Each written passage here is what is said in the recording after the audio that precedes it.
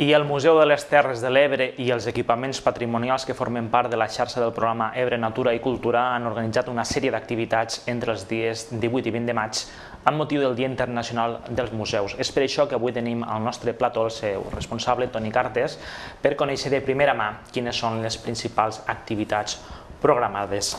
Senyor Cartes, per començar, què és la xarxa Ebre Natura i Cultura i quins equipaments hi formen part?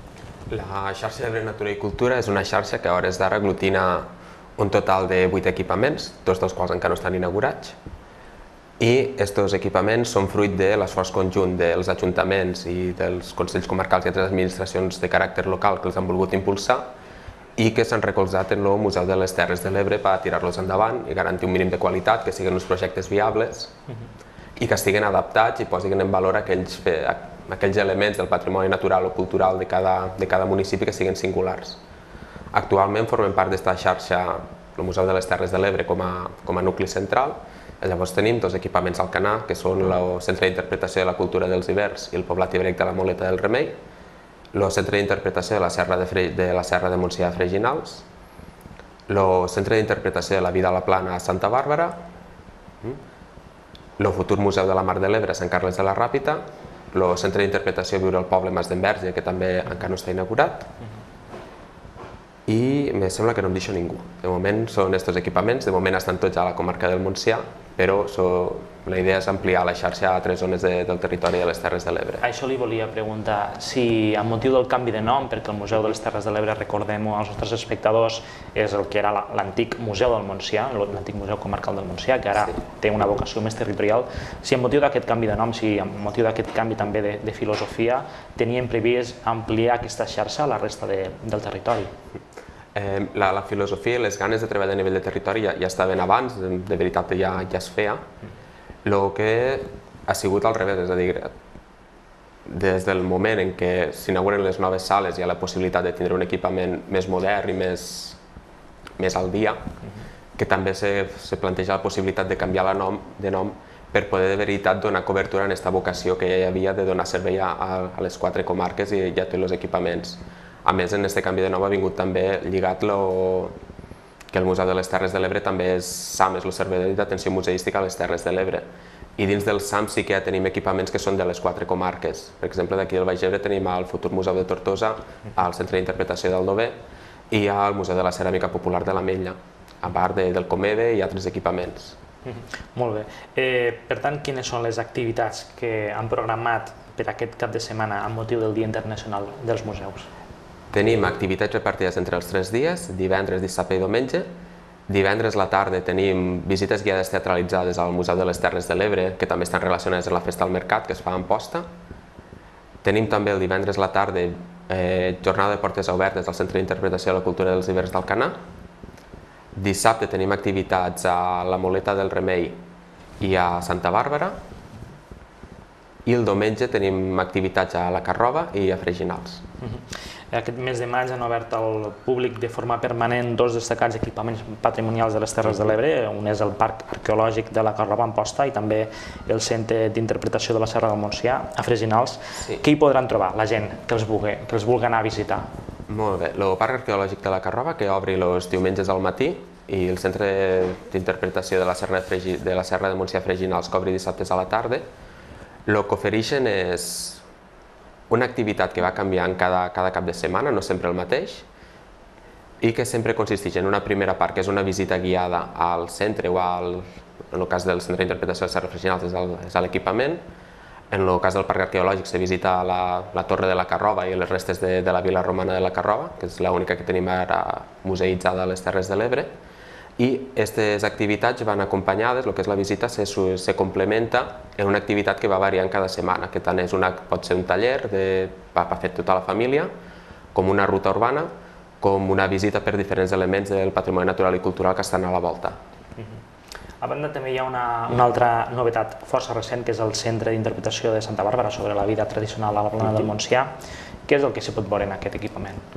Aquest equipament el que explica és el procés de colonització de la plana del que és el Pla de la Galera, bàsicament, des del segle XVIII, en l'arribada dels primers colonitzadors que retoren terres, la introducció del cultiu de l'olivera, i també la formació del nucli de Santa Bàrbara, a partir de diverses masies i masades que estaven escampades pel territori, diverses ravals, com se va creant un nucli urbà.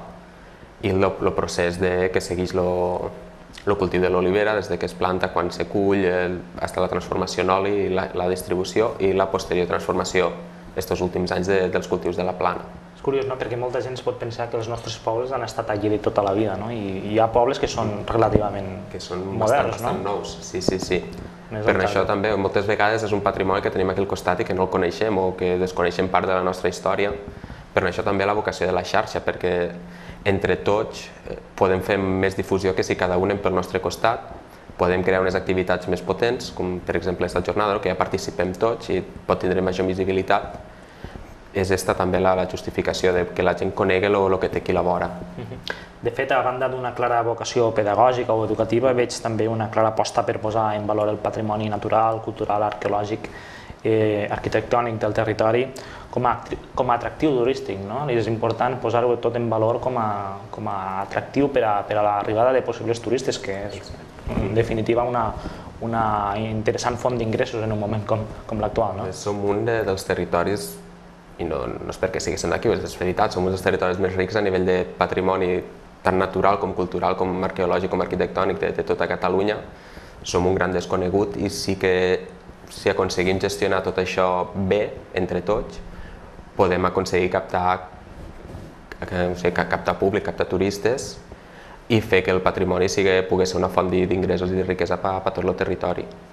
De fet, fa uns dies estava aquí el director dels Serveis Territorials de Cultura, el senyor Francesc Ferrer, presentant això que impulsa el Departament de Cultura, que és els tastets de patrimoni de les Terres de l'Ebre, i la impressió és que fins i tot la gent del territori són molt desconeixedors de tot el que tenim.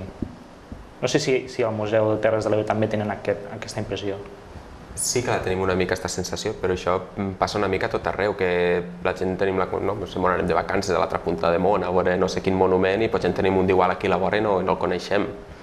Sí que aquesta sensació i per això és el que hem d'intentar trencar, que els primers de conèixer i de posar un valor siguéssim nosaltres per després poder-ho vendre a la gent que ve de fora i explicar-los de veritat què és el que tenim aquí, qui som i d'on venim. Tenim de tot. Pues sí, per sort, sí. La veritat és que tenim de tot i moltes vegades no ho valorem. Este dijous se presenta a Tortosa la recerca Camí de Sirga, a càrrec d'Eva Castellanos i el Josep Antoni Collazos de Flix.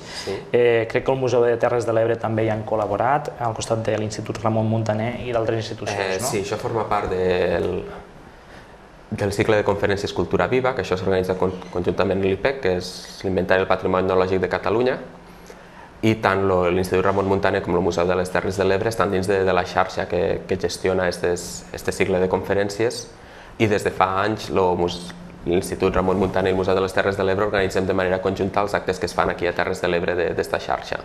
Al juny tenim una altra conferència, ne vam fer una altra fa uns mesos i tenim programades fins a l'octubre dins d'aquest cicle de conferències. Tornant al Camí de Sirga, és un gran desconegut encara que va ser molt important per a la gent del nostre territori fa només un segle, no?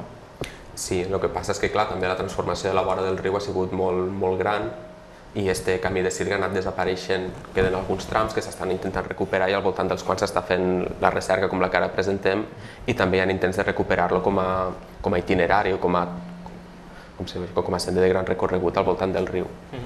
Hem tocat una mica el tema de la crisi. Com està afectant l'actual situació econòmica als museus, als centres d'interpretació de les Terres de l'Ebre? Estan amoïnats?